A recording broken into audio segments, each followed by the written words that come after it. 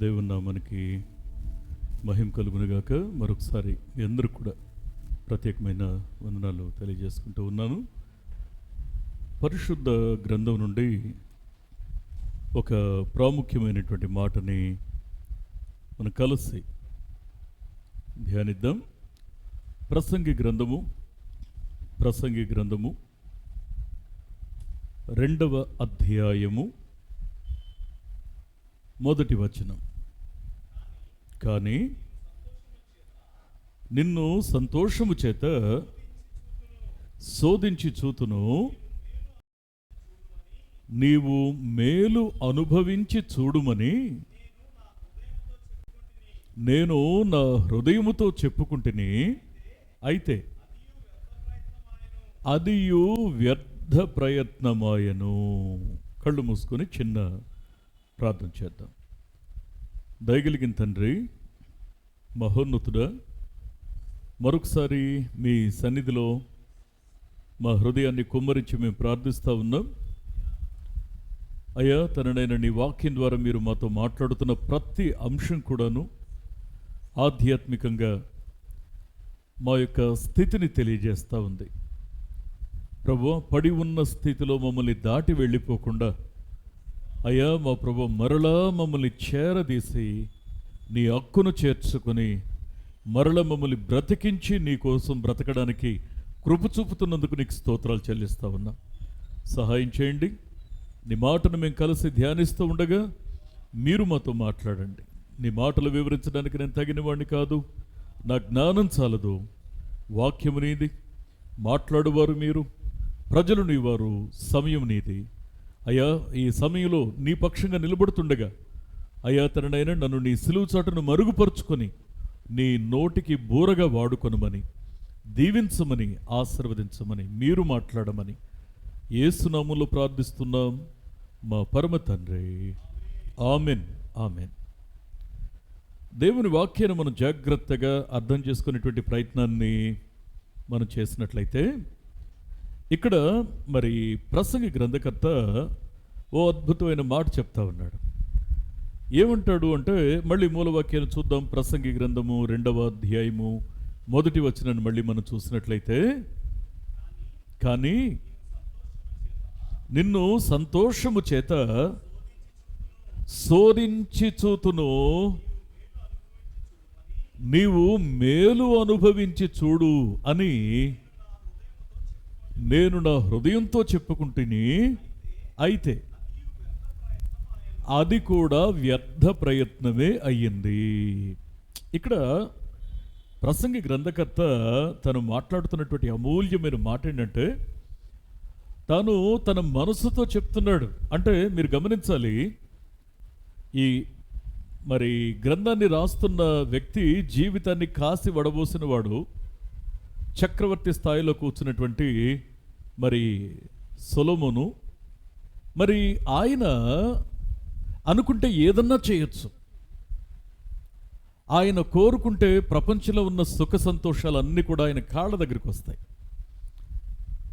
జీవితంలో తనకు అడ్డు చెప్పేవారు కానీ, తన్ని ఆపగలిగిన వారు కానీ ఎవరూ లేరు. ఇప్పుడు దేన్నైనా దక్కించుకోగలిగిన, దేన్నైనా అనుభవించి చూడగలిగిన ఇంతటి స్థాయి ఉన్నటువంటి ఇప్పుడు ఈ యొక్క ప్రసంగి గ్రంథకర్త ఏమని మాట్లాడుతున్నాడంటే, ఓసారి నాకు మనసు కలిగింది. ఏంటి అంటే, నా మనసుతో నేను ఒక మాట చెప్పాను, నా మనసుతో నేను ఒక మాట చెప్పుకుంటున్నాను. నీకు ఏది ఇష్టమైతే దాని ప్రకారంగా నువ్వు జీవించు, నీకు అడ్డంకులు ఏమి లేవు అని నా మనసుతో చెప్పాను. నాకు మనసుకు నచ్చిందంతా కూడా చేయడానికి నేను అన్ని ఏర్పాట్లు చేసుకున్నాను. మనసుకు ఏమి ఇష్టం అంటే శరీరాన్ని తృప్తిపరచుకోవటం ఇష్టం. మనసుకు ఏది ఇష్టం? ఘనత, పొగడ్త ఇష్టం. మనసుకు ఏది ఇష్టం? సంపద అంటే ఇష్టం. మనసుకు ఏది ఇష్టం? రుచికరమైన భోజనం ఇష్టం. మనసుకు ఏది ఇష్టం? మత్తును కలిగించే పదార్థాలు ఇష్టం. మనసుకు ఏది ఇష్టం?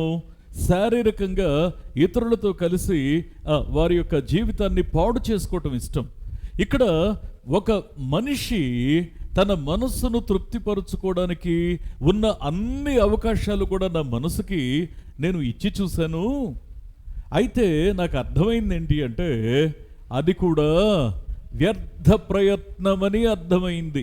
అంటే దాని అర్థం ఏంటంటే ఎక్కడైనా సరే నువ్వు కోరుకున్నట్లు జీవించాలి అని ఒకవేళ నువ్వు నిర్ణయించుకొని దానికి తగినట్లు ఒకవేళ అమర్చుకునే ప్రయత్నాన్ని చేస్తే ఖచ్చితంగా నీ ప్రయత్నం ఒక రోజున నీకు అసంతృప్తి కలిగిస్తుంది. ఆ ప్రయత్నం నీకే వెక్కసముగా మారిపోతుంది. ఇది వాస్తవం. అది నీకే అయిష్టతను కలిగిస్తుంది. నీకు నచ్చిన మార్గాన్ని నువ్వు వెంబడించావు, నీకు తోచినట్లు నువ్వు చూసావు, నీకు నచ్చినట్లు నువ్వు ప్రవర్తించావు, నచ్చిన విధంగా నచ్చిన వారితో నీ యొక్క జీవితాన్ని పంచుకున్నావు. కానీ వాక్యం ఏం చెప్తా ఉందంటే ఖచ్చితంగా ఒక టైం వస్తుంది, నేను చేసింది తప్పు, ఇందులో సంతృప్తి లేదు, ఇందులో ఆశీర్వాదం లేదు, ఇందులో ఎట్టి పరిస్థితుల్లో కూడా క్షేమం లేదని నువ్వు చెప్పే సమయం ఒకటి ఉంటుంది అని ప్రసంగి గ్రంథకర్త ఇక్కడ మాట్లాడుతూ ఉన్నాడు. ప్రియ స్నేహితులరా, నేను మళ్ళీ ఈ మాట మీ గమనానికి తీసుకొస్తాను. అందుకే పదే పదే ఒక మాట మనం చదువుతాంగా, ఏంటి అంటే మనసు శరీరాన్ని సంతోషపరచుకునేటువంటి ప్రయత్నం చేస్తుంది. నిజమే, శరీరానుసారమైన మనసు అది దేవునికి విరోధమై ఉన్నది. అది దేవుని ధర్మశాస్త్రానికి అంటే వాక్యానికి లోబడదు, ఎంత మాత్రము లోబడనేరదు. మళ్ళీ వారి తప్పును సమర్థించుకోవడానికి మళ్ళీ కొన్ని రీజన్స్ చెప్తారు. మరి ఎట్లాగండి, మరి ఇట్లయితే అట్లా అయిపోద్దేమోగా, మరి ఎట్లాగండి ఇట్లయితే వారు పాడైపోతారేమోగా, మరి ఎట్లాగండి నేను అంగీకరించకపోతే వారిట్లా. నువ్వు ఎవరి గురించో ఆలోచించట్లా, నీ మనస్సును పాపం విషయంలో చంపుకోలేక చాలాసార్లు దేవుని యొక్క ఆలోచనను అధిగమిస్తున్నావు అని ఇక్కడ పరిశుద్ధ గ్రంథం సెలవిస్తూ ఉంది. మనస్సును సంతోషపరచుకునేటువంటి, నేను వేదంతో చెప్పిన, అందుకే నువ్వు ఇప్పటికీ టీవీ చూస్తూ ఉన్నావు. అందుకే నీ ఫోన్లో ఇంకా చూడకూడనటువంటి విషయాలు, నిన్ను నవ్వించేవి, నిన్ను కవ్వించేవి, నిన్ను ఉడికించేవి, నిన్ను కాస్త రెచ్చగొట్టేవి చూస్తూ ఉన్నావు. I'm very sorry to say, మనసుకు నచ్చింది చేసే ప్రయత్నాన్ని ఇంకా నువ్వు విరమించలా. ఇప్పుడు ఒక మనిషి దేవుని యొక్క వాక్యాన్ని వినడం ప్రారంభిస్తే, దేవుని యొక్క వాక్యానికి దగ్గరగా వస్తే, ఆ మనిషి మనస్సును సంతోషపరుచుకునేటువంటి ఆ యొక్క నీచ స్థితి నుంచి లేదా ప్రాథమిక దశ నుంచి ఉచ్చ స్థితికి ఎదుగుతాడు. ఎదిగిన తర్వాత తను మనస్సును శరీరాన్ని సంతోషపరచుకోవడం కాదు, నా లక్ష్యం ఆత్మను తృప్తిపరుచుకోవాలి, ఇది నా లక్ష్యం అనేటువంటి ఆ యొక్క ఆలోచనలో పరిపక్వత చెందుతుంటాడు, ఎదుగుతుంటాడు, ఎదిగి తీరాలి. అందుకే ఇక్కడ వాక్యం ఏం చెప్తా ఉందంటే, ఆయన యొక్క ఉద్దేశానికి తగినట్లుగా బ్రతకడానికి నిశ్చయించుకున్న జీవితాలు ఉన్నాయే, ఆ జీవితాలు ఇక్కడ ఎలా ఉండాలంటే ఇంకా మనసును సంతోషపరిచే ఆ యొక్క పరిధిలోనే ఉన్నావా, లేదా ఆత్మను సంతృప్తిపరచాలనే కోరికతో ఉన్నావా? ఇప్పుడు నిజంగా ఆత్మను సంతోషపరచాలి, మనస్సును సంతోషపరచాలి అనేటువంటి ఈ రెండు పడవల మీద ఒకేసారి కాళ్ళు వేసి నువ్వు గమ్యం దాకా వెళ్ళలేవు అనేది వాక్యం చెప్తున్న సత్యం. అందుకే ఈ శరీరాన్ని సంతృప్తిపరిచేటువంటి ఆ గత అనుభవంలో ఇంకా నువ్వు నేను కూరుకుపోకూడదని కనికరం కలిగిన దేవుడు హెచ్చరిస్తూ ఈ మాట చెప్తున్నాడు. నేను నా మనసుతో చెప్పాను, నీకు సంతోషం కలిగేలా నువ్వు బ్రతుకు, నీకు స్వేచ్ఛనిస్తున్నానని చెప్పి దాన్ని సంతృప్తిపరిచే ప్రయత్నం చేస్తే చివరికి నాకు అర్థమైంది అది వ్యర్థ ప్రయత్నమే. అయితే మరి సంతోషం ఉండదా బ్రతుకులో? భక్తి కలిగిన వారు, ప్రార్థన చేసేవారు సంతోషం లేకుండానే జీవించేయాలా? వారికి సంతోషం అక్కర్లేదా? అయ్యా, ఖచ్చితంగా ఆధ్యాత్మిక జీవితంలో సంతోషం ఉంటుంది, ఆత్మీయ జీవితంలో కలిగే సంతోషం ఉందే, ఇది సంతృప్తినిస్తుంది. నిజంగా నేను ఒక మాట మీ గమనానికి తెస్తాను. పరిశుద్ధ గ్రంథంలో యాకోబు ఒక మాట అంటాడు. యాకోబు రాసినటువంటి పత్రిక 5వ అధ్యాయము 13వ వచనాన్ని ఒక్కసారి మనం చదివినట్లయితే, మీలో ఎవనికైనను శ్రమ సంభవించనా అతడు ప్రార్థన చేయాలి, ఎవనికైనను సంతోషము కలిగినా అతడు కీర్తనలు పాడాలి. గట్టిగా చప్పట్లు కొడుతూ దేవుని మహింపరుద్దాం. ఒకసారి వాక్యం ఏం చెప్తుందంటే, అయ్యా ఎవరికైనా శ్రమ సంభవిస్తే, నాకు తెలుసు కాస్త ఎప్పుడైతే కొంచెం ఎక్కువ ప్రార్థన చేస్తానో ఆ రోజు ఏదో ఒక సమస్య వస్తుందని, ఆ రోజు ఏదో ఒక ఇబ్బంది వస్తుందని నాకు తెలుసు, అందుకే నేను గట్టిగా ప్రార్థన చేసిన రోజు నాకు భయం ఎక్కువ అంటూ ఈ పిచ్చి మాటలు, పిరికి మాటలు మాట్లాడుతూ ఉంటాం. కానీ ఏ మనసైతే నేను దేవుని కోసం బ్రతుకుతున్నానని, ఏ మనసైతే నేను దేవుని సంరక్షణలో ఉన్నానని, నేను దేవుని వాక్యం చేత కాయబడుతున్నాను, కాపాడబడుతున్నానని నమ్ముతుందో, అలాంటి మనసు ఏం చేస్తుందంటే శ్రమ కలిగినప్పుడు ఖచ్చితంగా ప్రార్థన చేస్తుంది. ఎందుకు అంటే శ్రమ దుఃఖాన్ని కలిగిస్తే ప్రార్థన ఆ దుఃఖానికి విరుగుడు. సంతోషం ఎక్కడుందో తెలుసా అండి? శ్రమలలో కూడా ప్రార్థించడంలో సంతోషం ఉంది. రెండవ మాట ఏమంటాడంటే, ఎవరికైనాను ఒకవేళ సంతోషం కలిగితే ఆ కలిగిన సంతోషాన్ని నిజంగా నువ్వు సెలబ్రేట్ చేయాలంటే నువ్వు కీర్తనలు పాడాలి. అంటే దైవ సంబంధమైనటువంటి ఆ బంధం ఉందే, ఇది మాత్రమే నీ జీవితంలో నిజమైన సంతోషాన్ని, నిత్య సంతోషాన్ని, శాశ్వత సంతోషాన్ని అది మీ బ్రతుకులో కలిగిస్తుంది. అది మాత్రమే మీ బ్రతుకులో సంతోషాన్ని కలిగిస్తుంది. అందుకే శ్రమ కలిగినప్పుడు మనం ఎలా స్పందిస్తున్నాం, సంతోషం కలిగినప్పుడు ఎలా సెలబ్రేట్ చేస్తున్నాం? ఒకటి ప్రార్థన, రెండవది కీర్తన నీ జీవితంలో ఒక భాగం కావాలి. ఒకటి శ్రమ ఉండొచ్చు బ్రతుకులో, నువ్వు ప్రార్థన చేయి. లేదా సంతోషం ఉండొచ్చు నీ బ్రతుకులో, నువ్వు ఆయన్ని కీర్తించు, ఆయన స్తుతించు, ఆయన్ని మహిమపరచు. అందుకే ఒక సందర్భాన్ని మనం జ్ఞాపకం చేసుకుంటాంగా. చూద్దాం అపోస్తల కార్యముల గ్రంథం, అపోస్తల కార్యముల గ్రంథం 16వ అధ్యాయము 25, 26 వచనాలు ఒకసారి మనం చూసినట్లయితే, అయితే మధ్యరాత్రి వేళ పౌలును శీలయు దేవునికి ప్రార్థించుచు కీర్తనలు పాడారు. ఆత్మ చెప్పుచున్న మాట చెవిగలవాడు వినుగాక. తర్వాత ఉన్నది ఏంటంటే, ఖైదీలు వింటున్నారు. అప్పుడు అకస్మాత్తుగా మహాభూకంపము కలిగెను,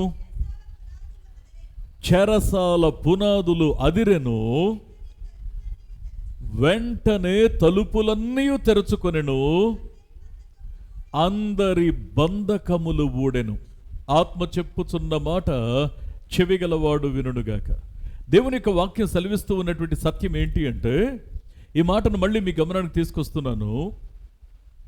ఎప్పుడైతే, అందుకే చూడండి, వీరు ఒకటి దేవుని యొక్క సన్నిధిలో ప్రార్థించారు, ఆ తర్వాత కీర్తించారు. ఎందుకని? వారు చాలా దెబ్బలు కొట్టబడిన తర్వాత వారు చెరసాలలో వేయబడ్డారు. వారు కొట్టబడిన తర్వాత శరీరం అంతా రక్తసిక్తంగా ఉన్నప్పుడు, ఒళ్ళు హోనమైపోయి ఉన్నప్పుడు వారిని చెరసాల్లో పడేస్తే, ఏమండి నేను ఒక మాట చెప్పనా, మనం కొంచెం కాలు జారి బాత్రూంలో కానీ ఇంట్లో కానీ ఎక్కడైనా పడ్డాం అనుకోండి, ఆ నొప్పులకే మనం ఆ రోజు ప్రార్థన నుంచి మనం విరామం తీసుకుంటాం. ఆ నొప్పులకే విరామం తీసుకుంటాం. ఏదన్నా చిన్న సమస్య వచ్చిందనుకోండి, ఆ చిన్న సమస్య ఎవరన్నా ఒక మాట అన్నారు, ఏదో ఒక మాట మనసుకు తగిలింది, ఆ బాధతోటే దాన్ని తలంచుకుంటూ ఐహిక విచారం. నీకు బాధ కలిగినప్పుడు నువ్వు చేయాల్సింది ఏంటి అంటే, నువ్వు లోకస్తుల్లో దుఃఖపడడం కాదు, లోకస్తుల్లో కుమిలిపోవడం కాదు. శ్రమ కలిగినప్పుడు నువ్వు ప్రార్థించాలి. ప్రార్థన సమస్యకు విరుగుడు. రెండవది, ఆ ప్రార్థన చేస్తూ ఉన్నప్పుడు నువ్వు సంతోషంలోకి నడిపించబడతావు.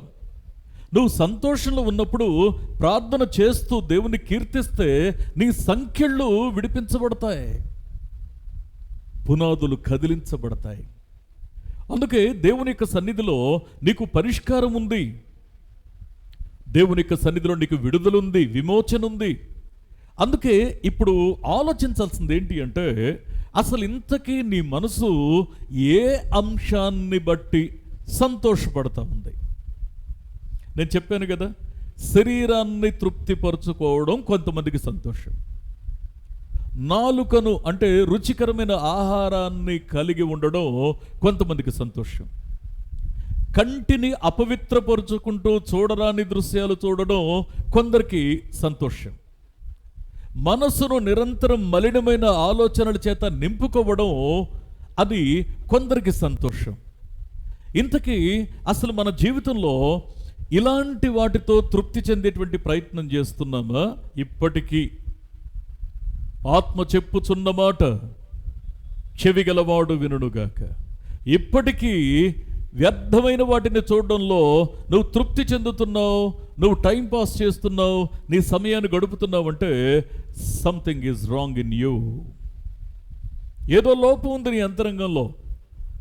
దేవునిని బట్టి ఆనందించాలనే ఆతృత, ప్రార్థన నిజంగా ఆ యొక్క మరి కదలిక నీ మనసులో కలిగింది అంటే నువ్వు దేవునిని తృప్తిపరిచే ప్రయత్నాన్ని ఎప్పుడు విరమించవు.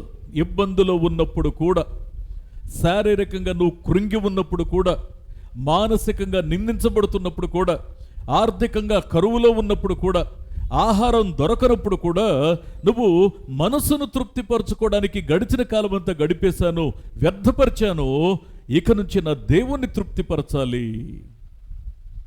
ఇంతకీ అసలు దేవునిని తృప్తిపరచడం అంటే, ఆ దేవునిని తృప్తిపరిచే వారి యొక్క జీవితాలలో, దేవునిని సంతోషపెట్టాలి అనుకునే వారి యొక్క బ్రతుకులో ఎలాంటి అడుగులు ఉంటాయి, ఎలాంటి భక్తి అనుసరణ ఆచరణ ఉంటుంది? నెంబర్ వన్ యెషయా గ్రంథము 51వ అధ్యాయము 11వ వచనాన్ని ఒక్కసారి మనం చూసినట్లయితే, యెహోవా విమోచించిన వారు సంగీత నాదముతో సియోనునకు తిరిగి వచ్చెదరు, నిత్య సంతోషము వారి తలల మీద ఉండును, సంతోష ఆనందము కలిగిన వారు అవుతారు, దుఃఖము నిట్టూర్పు తొలగిపోతాయి. నమ్మితే గట్టిగా చప్పట్లు కొడుతూ దేవుని మహింపరుద్దాం. ఒకసారి దేవుని యొక్క వాక్యం సెలవిస్తున్న సత్యం ఏంటో తెలుసా అండి? మొట్టమొదటిగా మన దృష్టి ఎక్కడికి వెళ్ళిపోతుందంటే దుఃఖము నిట్టూర్పు తొలగిపోవడం. అది తొలగిపోవాలంటే ఏం చేయాలి అంటే, విమోచించబడిన వారు ఖచ్చితంగా సియోనుకు వస్తారు. సియోను దేవుని మందిరం ఉన్న స్థలం. అంటే విమోచించబడిన వారు మందిరంలో కనిపించాలి. నేను వేదనతో దుఃఖంతో ఓ మాట చెప్తున్నానండి.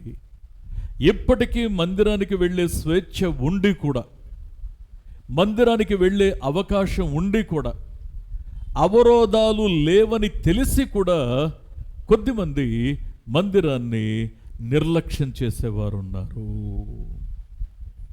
అప్పుడు నువ్వు మనస్సును ప్రేమిస్తున్నావా, దేవుని మహిమను ప్రేమిస్తున్నావా? ఇది ప్రశ్నార్థకంగా మిగిలిపోతుంది. అందుకే వాక్యం ఏం చెప్తుందంటే, నిజంగా దేవుని చేత విమోచించబడిన వారు సియోనుకు రావాలి కదా, మందిరంలో ఉండాలి కదా, దేవునిని మహిమపరచాలి కదా. ఎప్పుడైతే నువ్వు దేవునిని మహిమపరుస్తావో అప్పుడు నీ తల మీద నిత్య ఆనందం ఉంటుంది, విచారము కొట్టివేయబడుతుంది. మనం ఈ పరిష్కారాన్ని మాత్రమే కోరుతాం కానీ మన బాధ్యతను మర్చిపోతూ ఉంటాం. అందుకే దేవుని యొక్క వాక్యాన్ని మనం జాగ్రత్తగా అర్థం చేసుకునేటువంటి ప్రయత్నాన్ని మనం చేస్తే, ఒకటి, మనస్సును సంతోషపరుచుకునేవారు ఆ ప్రయత్నంలోనే, ఆ రొచ్చులోనే, ఆ బలహీనతలోనే ఇంకా పొర్లుతూ ఉంటారు. కానీ ఆత్మను తృప్తిపరచుకోవాలనుకున్న వారు ఏం చేస్తారంటే, నిజంగా దేవునిని ప్రార్థించడం, ఆయనను కీర్తించడం, ఈ రెండు అంశాల మీద మనసును పెట్టి ఉంటారు. దేవునిని ఆరాధించడం, ప్రార్థించడం, కీర్తించడం అంటే దానిలో మొదటి విషయం ఏంటి అంటే, వారు సియోనుకు వస్తారు. విమోచించబడిన వారు, విడిపించబడిన వారు, రక్షించబడిన వారు సియోనుకు వస్తారు, మందిరానికి వస్తారు. రెండవది, దేవుని వాక్యాన్ని మనం జాగ్రత్తగా అర్థం చేసుకుంటే, ఇర్మియా గ్రంథము 15వ అధ్యాయము 16వ వచనాన్ని ఒక్కసారి మనం చదివినట్లయితే, నీ మాటలు నాకు దొరకగా నేను వాటిని భుజించి తిని, సైన్యములకు అధిపతియగు యెహోవా దేవా, నీ పేరు నాకు పెట్టబడిను గనుక నీ మాటలు నాకు సంతోషమును, నా హృదయానికి ఆనందమును కలుగు చేస్తూ ఉన్నాయి. ఇప్పుడు నన్ను సంతోషపరిచే అంశం ఏంటో తెలుసా? ఒకటి, నేను విమోచించబడడం, నేను రక్షించబడడం, నేను క్రీస్తు సొత్తుగా మారడం. అందుకే నేను దేవుని సన్నిధిలో కనిపిస్తాను. రెండవది, నాకు సంతోషం ఎప్పుడు కలుగుతుందంటే దేవుని మాటలు నాకు దొరికినప్పుడు. దేవుని మాటలో నాకు సంతోషం ఉంది. అది దేవుని మందలింపు కావచ్చు, దేవుని గద్దింపు కావచ్చు, దేవుడు కొన్నిసార్లు నన్ను సరిచేయడం కావచ్చు, లేదా నన్ను ఆదరించడం కావచ్చు, నన్ను ధైర్యపరచడం కావచ్చు. ఏదైనా సరే దేవుని యొక్క నోటి వెంబడి వెలువడుతున్నటువంటి ఆ మాట ఉంది చూశారు, అది నన్ను సంతోషపరుస్తుంది. నీ మాటలు నాకు దొరికినప్పుడు నేను దాన్ని భుజిస్తున్నాను. నీ పేరు నాకు పెట్టబడింది, క్రీస్తును నమ్మిన వారు. ఇదిగో ఇతను క్రీస్తును నమ్మినవాడు, ఈమె క్రీస్తును నమ్మిన బిడ్డ. అంటే క్రీస్తును కలిగిన, కేవలం నమ్మడం కాదు, క్రీస్తును కలిగిన పిల్లలు. ప్రియ దేవుని బిడ్డలారా, దేవుని యొక్క వాక్యం సెలవిస్తూ ఉన్నటువంటి అమూల్యమైనటువంటి మాట ఏంటంటే, నీ మాటలు దేవా, లోకంలోది ఏది కూడా నాకు సంతోషాన్ని కలిగించలేదు, కానీ నీ మాటలు నాకు సంతోషాన్ని కలిగిస్తూ ఉన్నాయి. అందుకే ఆ మాట కోసం పరితపిస్తాం, అందుకే ఆ మాట కోసం గడప యొద్ద కనిపెడతాం, అందుకే ఆ మాట కోసం దేవుని యొక్క సన్నిధిలో ఆశ కలిగి ఉంటాం, ఆయన మీద ఆశ పెట్టుకొని ఉంటాం. ఆ మాటే మన త్రోవకు వెలుగు, ఆ మాటే మన యొక్క జీవితాలకు ఆత్మీయ సంరక్షణ, ఆ మాటే మనల్ని ధైర్యపరిచేది, ఆ మాటే మనలను క్రమపరిచేది. ఒకటి, విమోచించబడడం నిన్ను సియోనుకు తీసుకొస్తుంది, మందిరానికి తీసుకొస్తుంది, అక్కడ సంతోషిస్తావు. రెండవది, ఆయన మాట విన్నప్పుడు సంతోషిస్తాం. మూడవది, ఇంకొక మాట మనం జాగ్రత్తగా చూస్తే, జకర్యా గ్రంథము 2వ అధ్యాయము 10వ వచనాన్ని కూడా ఒకసారి మనం చూసినట్లయితే, సియోను నివాసులారా, నేను వచ్చి మీ మధ్య నివాసం చేస్తాను, సంతోషముగా నుండి పాటలు పాడండి. ఇక్కడ జకర్యా గ్రంథం 2వ అధ్యాయం 10వ వచనంలో చెప్పినటువంటి ఈ మాటను మనం చూస్తే, దేవుని సన్నిధిని గూర్చి ఒక ప్రమాణం ఇది. మనకి ఎప్పుడు సంతోషం కలుగుతుందంటే, ఒకటి, విమోచించబడినందుకు సంతోషం, రెండవది దేవుని మాటలు దొరికినందుకు సంతోషం, మూడవది ఆయన సన్నిధిలో గడిపే భాగ్యం దొరికినందుకు సంతోషం. అందుకే ఆయన సన్నిధి కోసం తప్పిస్తాం. కొంచెం సమయం దొరికిన, దేవుని నియామకపు దినాల్లో మనం మందిరంలో గడపడం ఎంత ముఖ్యమో, కాస్త సమయం దొరికినా నువ్వు ఆ ఖాళీ టయాన్ని వృధా చేసుకోకుండా నువ్వు దేవునితో నీ సమయాన్ని గడపడం. ఒకటి, ప్రార్థన చేయి, లేదా వాక్యాన్ని ఒంటరిగా కూర్చొని వాక్యాన్ని చదువు. చదివిన మాటలు దేవుని యొక్క పాదాల దగ్గర పెట్టి వాటిని ఎత్తి ప్రార్థించు. దేవునితో గడపడం, దేవునితో గడపడం. అందుకే మనం పోయిన వారం కాకుండా దానికి ముందు వారం మనం చెప్పుకున్నాం, దేవునితో గడపడం అంటే, ఆయనతో సహవాసం చేయడం అంటే, ఒకటి ప్రార్థన, రెండవది వాక్యము, మూడవది సహవాసము. అందుకే దేవుని యొక్క వాక్యం సెలవిస్తున్న సత్యం ఏంటి అంటే, నువ్వు నిజంగా నీ మనసులో ఎప్పుడు ఆనందించే స్థితి ఉంటుందంటే, ఒకటి, విమోచించబడినందుకు నువ్వు కృతజ్ఞత కలిగి ఆయన సన్నిధిలో కనబడడాన్ని సంతోషంగా భావిస్తావు. రెండవది, అది హెచ్చరికైనా, మందలింపైనా, గద్దింపైనా, ప్రోత్సాహకరమైన మాట అయినా, లేదా నిన్ను ధైర్యపరిచే మాట అయినా, అది ఏదైనా సరే ఆయన మాట దొరికినందుకు నువ్వు సంతోషంగా ఉంటావు. మూడవది, ఆయన సన్నిధి నీకు దొరికినందుకు. ఆయన సన్నిధి నీకు దొరికినందుకు తృప్తిగా ఉంటావు. నాలుగవది ఏంటో తెలుసా? పరిశుద్ధ గ్రంథాన్ని మనం జాగ్రత్తగా అర్థం చేసుకునేటువంటి ప్రయత్నాన్ని మనం చేస్తే హెబ్రీ పత్రిక 10వ అధ్యాయము 34వ వచనాన్ని ఒక్కసారి మనం చూసినట్లయితే, చదువు నాన్న. ఎలాగనగా చదువు ప్రదీప్. మీరు ఖైదులో ఉన్నవారిని కరుణించి మీకు మరి శ్రేష్టమైనదియు స్థిరమైనదియునైనా స్వాస్థ్యము ఉన్నది అని ఎరిగి మీ ఆస్తిని కోల్పోవడానికి మీరు సంతోషంగా ఒప్పుకున్నారు. ఆత్మ చెప్పుచున్న మాట చెవిగలవాడు వినుగాక.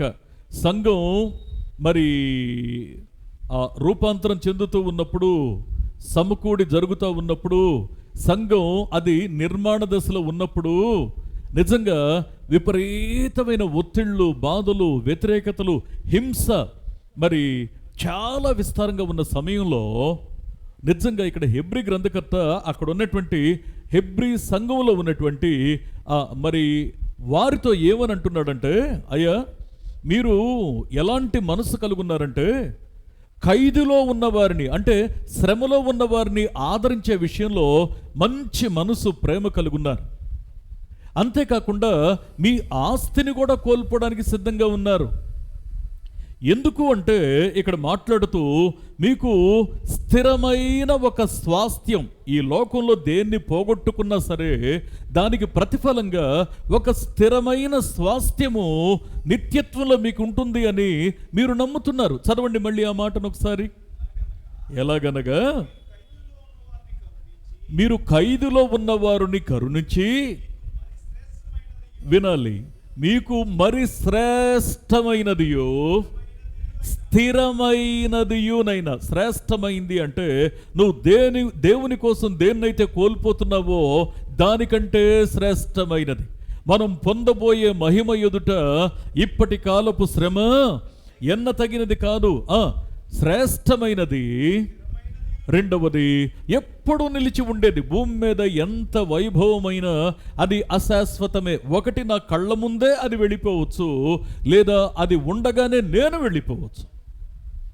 కానీ నేను దేవుని కోసం ఏదైనా కోల్పోతే నాకు శ్రేష్టమైనది, మరి స్థిరమైనది, అంతేకాకుండా నిత్యమైన స్వాస్థ్యము. అంటే ఇక్కడ స్థిరమైన స్వాస్థ్యము, ఎప్పుడు నిలిచి ఉండే స్వాస్థ్యము.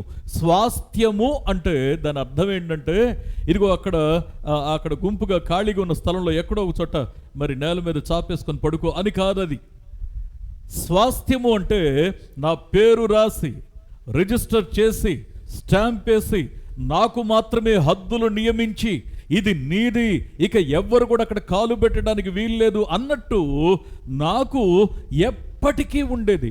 భూమి మీద నేను బతికున్నంత కాలం, తర్వాత పిల్లలకి. కానీ దేవుడిచ్చే శాశ్వతమైన స్థిరమైన స్వాస్థ్యం ఎట్లా ఉంటుందంటే, అక్కడ మరణం ఉండదు. కాబట్టి అక్కడ ఎలాంటి పరిస్థితి ఉంటుందంటే, నీకోసం కేటాయించబడిన ఆ స్వాస్థ్యం ఉందే, అది ఎప్పటికీ నీకోసం అలా నిలిచే ఉంటుంది.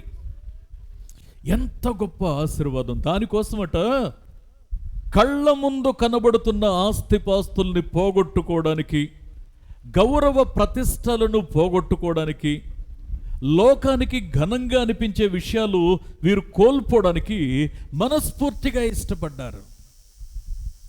ప్రియ దేవుని బిడ్డలారా, నిజంగా సంతోషం దేంట్లో ఉంటుందో తెలుసా? దేవుని కోసం ఏదన్నా త్యాగం చేయడంలో సంతోషం ఉంటుంది. దేవుని కోసం ఏదన్నా త్యాగం చేయడంలో సంతోషం ఉంటుంది. అందుకే వాక్యం ఏం నేర్పిస్తూ ఉందంటే మనకి, అయ్యా నీ మనస్సును సంతోషపెట్టే ప్రయత్నం ఇంతకాలం గడిచిన కాలం చేసావుగా, ఒరిగిందేమన్నా ఉందా? జీవితాన్ని కాసి వడబోసిన వాడైనటువంటి ఇక్కడ ప్రసంగి గ్రంథకర్త అదంతా వ్యర్థం అని చెప్పాడు. ఇప్పుడు నువ్వు దేవుని కోసం బ్రతకడానికి నిశ్చయించుకుంటే అసలు నిజమైన సంతోషం ఏంటి అని నువ్వు వెతికే ప్రయత్నం చేస్తే, విమోచించబడడం అంటే రక్షించబడడం నిజమైన సంతోషానికి కారణం. అందుకే మందిరంలో కనబడుతున్నాం. రెండవది చెప్పాలి, దేవుని మాట దొరికినప్పుడు సంతోషం. దేవుని మాట దొరికినప్పుడు, నేను అందుకే చెప్తున్నాను, కొన్నిసార్లు గద్దించినా అది నాకు తైలాభిషేకమే, ఆయన మందలించినా కన్నా అది ఆశీర్వాదమే. కొన్నిసార్లు ప్రభు కఠినంగా మాట్లాడినా సరే నేను వేగంగా సరిదిద్దుకోవాలి. జరగబోతున్న నష్టం జరగకుండా దేవుడు నన్ను గట్టిగా గద్దించాడు అంటే దేవుడు నన్ను ఇప్పటికీ ప్రేమిస్తున్నాడని అర్థం.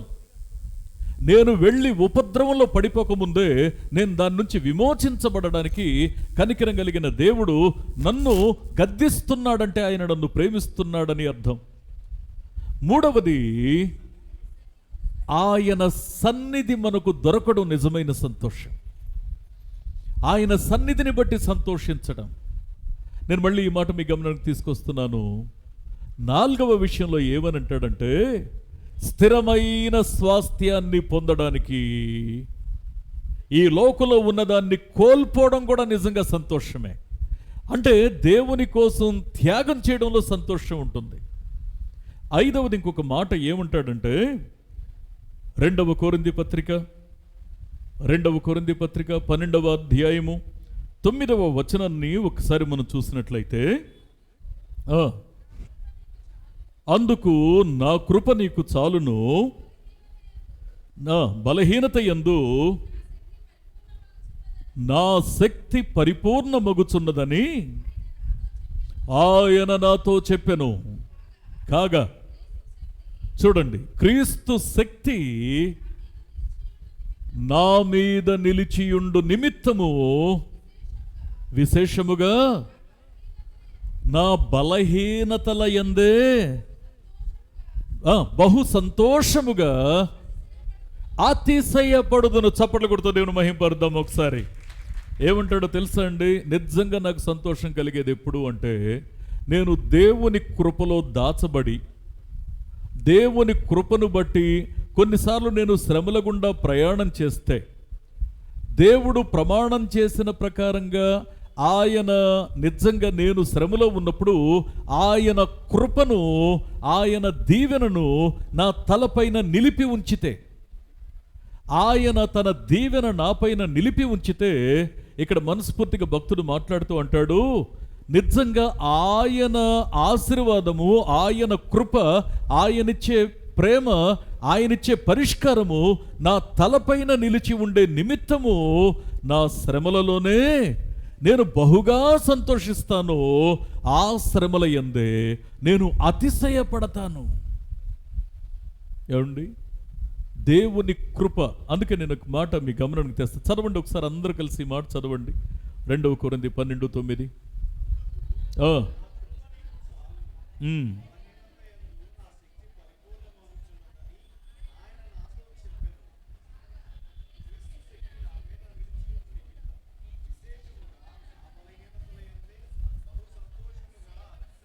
క్రీస్తు శక్తి నా మీద నిలిచియుండు నిమిత్తము.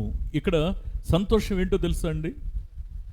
4వ విషయంలో దేవుని కోసం త్యాగం చేయడం, కోల్పోవడం సంతోషం అయితే, ఇక్కడ 5వ విషయంలో ఇక్కడ మాట్లాడుతున్న అమూల్యమైన మాట ఏంటి అనంటే, క్రీస్తు శక్తి నా మీద నిలబడి ఉండడం. నేను శ్రమలో ఉన్నా పర్వాలేదు, బాధలో ఉన్నా పర్వాలేదు, దేవుని యొక్క ఉద్దేశ ప్రకారంగా కొన్ని స్ట్రగుల్స్ని ఫేస్ చేసుకుంటూ ముందుకు నేను వెళ్ళినా పర్వాలేదు, దేవుని ఆశీర్వాదకరమైన కృప, ఆయన శక్తి నా మీద నిలిచి ఉండు. ఆ సమయం కోసం పరితపించటం. ప్రియ స్నేహితులరా, అందుకే దేవుని వాక్యాన్ని మనం జాగ్రత్తగా అర్థం చేసుకునేటువంటి ప్రయత్నాన్ని మనం చేస్తే, శరీరం కోరేటువంటి లేదా మనస్సు కోరేటువంటి సంతోషం వేరేనండి. అది ఎప్పటికైనా నిష్ప్రయోజనమే అని నువ్వు ఒప్పుకోక తప్పదు, మనం ఒప్పుకోక తప్పదు. కానీ ఎప్పటికీ నిలిచి ఉండే సంతోషం, ఆత్మీయంగా మనలను తృప్తిపరిచేది, ఫలింపచేసేది, శాశ్వతమైనటువంటి పరిష్కారాన్ని, బహుమానాన్ని ఇచ్చేది ఆత్మీయ సంతోషం. ఇది ఎక్కడ దొరుకుతుందంటే, నెంబర్ 1, విమోచించబడినప్పుడు. రక్షించబడడం కంటే సంతోషం ఒక మానవునికి భూమి మీద లేదు అన్న విషయాన్ని మొట్టమొదటిగా ఈ మాటను ధృవీకరించాలి. రక్షించబడడం, అందుకే మనం దేవుని సన్నిధిలో, దేవుని మాటలో, దేవుని చిత్తంలో, దేవుని యొక్క అడుగుజాడలో నడుస్తూ ఉంటాం. రక్షించబడిన తర్వాత క్రొత్త జీవితం కదా. మార్పు చెందిన, మారు మనసు పొందిన జీవితం నిజమైన సంతోషాన్ని కలిగిస్తుంది. ఒకప్పుడు పాపం ఆ లోకంలో పరుగులు తీస్తే దాని వెంట వెంపర్లాడిన జీవితం, ఈ రోజున దాని నుంచి విమోచించబడ్డాం. ఇక పాపం మన పైన ప్రభుత్వం చేయడంలా విమోచించబడ్డాం. అది సంతోషం. రెండవ సంతోషం ఏంటి అంటే, ఆయన మాట మనకు దొరికింది. ఇప్పుడు ఒకప్పుడు నేను ఎట్లా నడిస్తే అట్లా వెళ్ళిపోయాను. వాత వేయబడిన మనస్సాక్షి, కఠినమైన మనస్సు, అంధకార సంబంధమైన మనస్సు, చీకటితో నిండిన మనస్సు, కాఠిన్యంతో కూడిన మనస్సు, ఇవన్నీ కూడాను నన్ను పాడు చేశాయి, నా జీవితాన్ని ఛిద్రం చేశాయి. కానీ ఇప్పుడు దేవుని మాట నాకు దొరికిన తర్వాత ఏదన్నా చిన్న తప్పుని పొరపాటున అలా కమిట్ అవుతూ ఉంటే ఏయ్ అంటున్నాడు. నేను సెటరేట్ అవుతున్నాను. దేవుడు గద్దించాడని బాధ కాదు, ఆయన నన్ను ఆత్మీయంగా మేల్కొలిపాడనే సంతోషం కలుగుతుంది నాకు. ఆయన మాట్లాడడం మొదలుపెట్టాక, ఆ మాట నేను గ్రహించి అంగీకరించాక నా జీవితం సార్థకమవుతుంది. గమ్యం యొద్దకు నేను ప్రయాణం చేస్తున్నాను. ఆయన మాట నన్ను గైడ్ చేస్తుంది. మూడవది, ఆయన సన్నిధి దొరకడం. ఒకప్పుడు దుఃఖం వస్తే ఏ ఫ్రెండ్కి ఫోన్ చేయాలని చూశాను, ఎవరితో చెప్పుకోవాలని చూశాను. ఇలా చెప్పుకోవడం నాలో ఒక వ్యసనం అయిపోయింది, ఒక బలహీనత అయిపోయింది. వాళ్ళు ఆర్చేవారు కాదు, తీర్చేవారు కాదు, ఇంకా నా బాధని 10 మందికి ప్రచారం చేసేవాళ్ళు. నా గాయం పెద్దదవుతుందే కానీ నా గాయం మానే దిశగా ఏం జరగట్లా. కానీ ఇప్పుడైతే నా ప్రతి బాధలు నన్ను ఆదరించడానికి నా ప్రభువు ఉన్నాడు. నా ప్రతి దుఃఖాన్ని నివారించడానికి నా ప్రభువు ఉన్నాడు.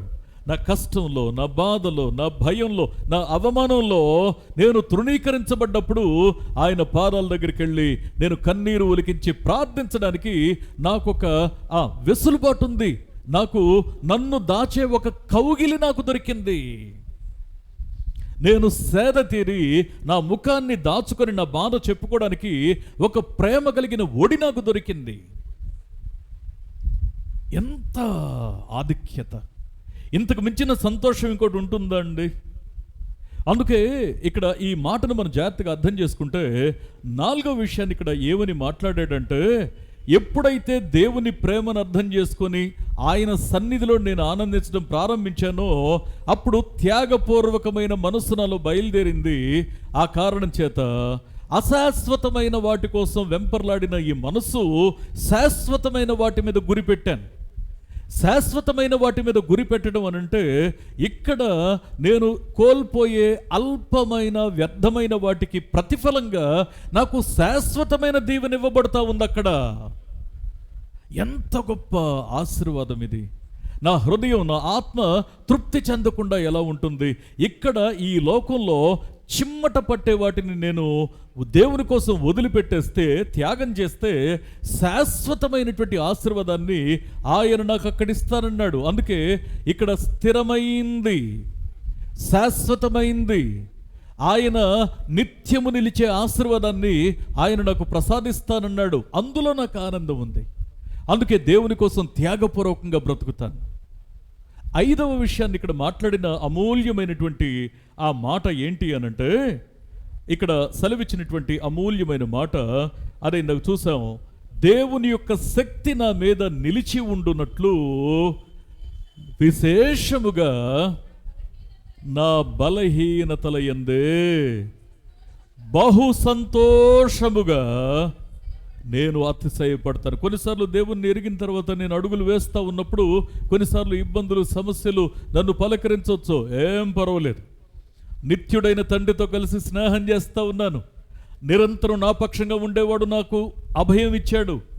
ఆయన నన్ను గమ్యం వరకు నడిపిస్తానని మాట ఇచ్చాడు. నేను శ్రమలలో ఉన్నా కూడా, నేను శ్రమలలో ఉన్నప్పుడు ఒక ప్రక్రియ జరుగుతుంది. ఏంటి అంటే, నేను భలే సంతోషిస్తున్నాను. కారణం ఏంటి? శ్రమ కలిగితే ఎవడైనా సంతోషిస్తాడా? నేను సంతోషిస్తాను. ఎందుకు అంటే, నేను శ్రమలో ఉన్నప్పుడు జరుగుతున్న ప్రక్రియ ఆయన శక్తి నా తల మీద నిలుస్తూ ఉంది. ఆయన శక్తి, ఆయన కృప, ఆయన దీవెన నా మీద నిలిచి ఉంటుంది. ఇంతకంటే నాకు సంతోషాన్ని కలిగించే అంశం మరొకటి ఏముంది? ప్రియ దేవుని బిడ్డలారా, అందుకే ఇవన్నీ శాశ్వతమైన ఆనందాన్ని కలిగించేవి. అందుకే ప్రసంగి గ్రంథకర్త చెప్పినటువంటి మాట ఏంటంటే, మళ్ళీ ఒకసారి మూలవాక్యాన్ని చూద్దాం. ప్రసంగి గ్రంథము 2వ అధ్యాయము 1వ వచనాన్ని ఒకసారి మళ్ళీ మనం చూసినట్లయితే,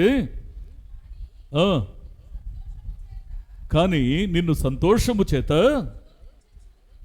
శోధించి చూతును, నీవు మేలును అనుభవించి చూడుమని నేను నా హృదయంతో చెప్పుకుంటుని, అయితే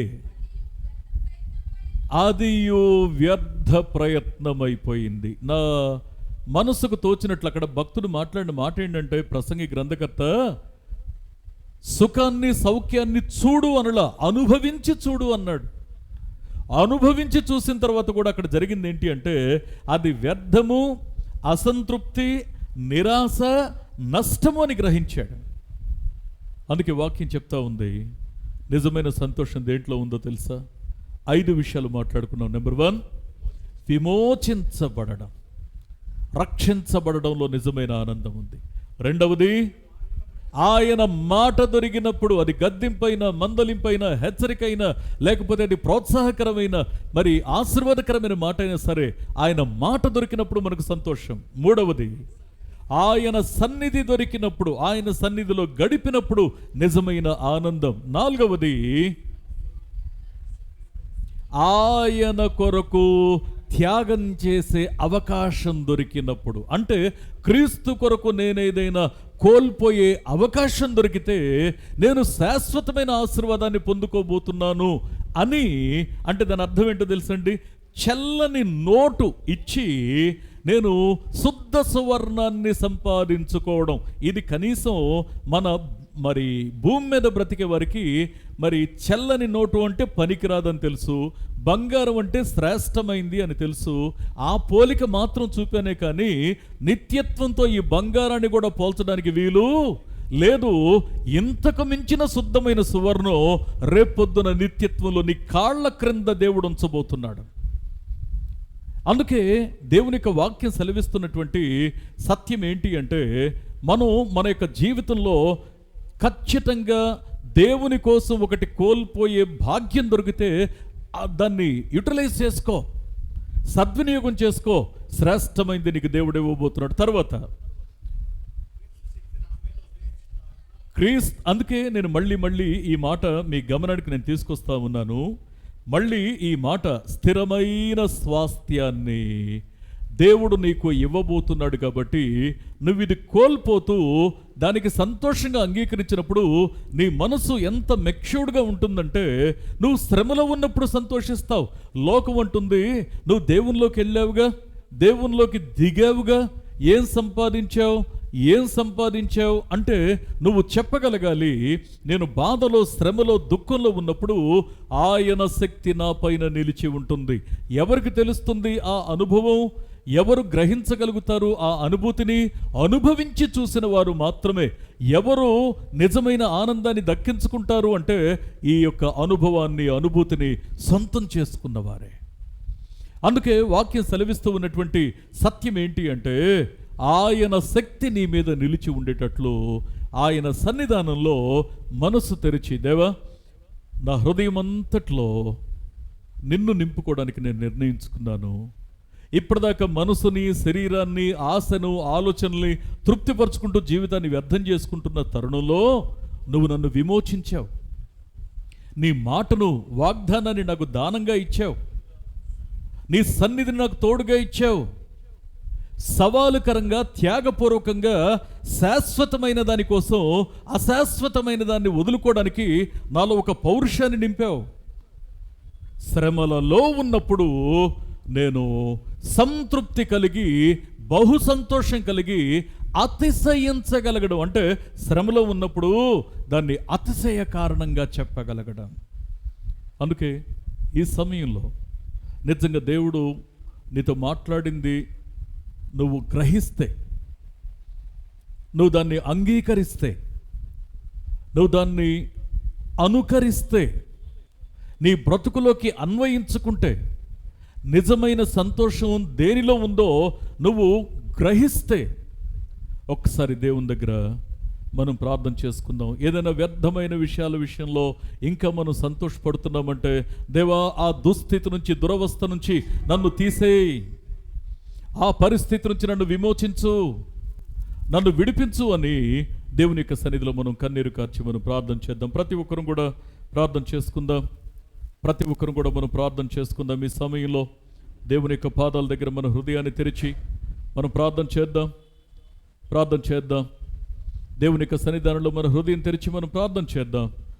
ఆయన అమూల్యమైన మాట నీ మనసును తాకింది సత్యమే అయితే, నిజమైన సంతోషం ఎక్కడుందో నువ్వు గ్రహించు.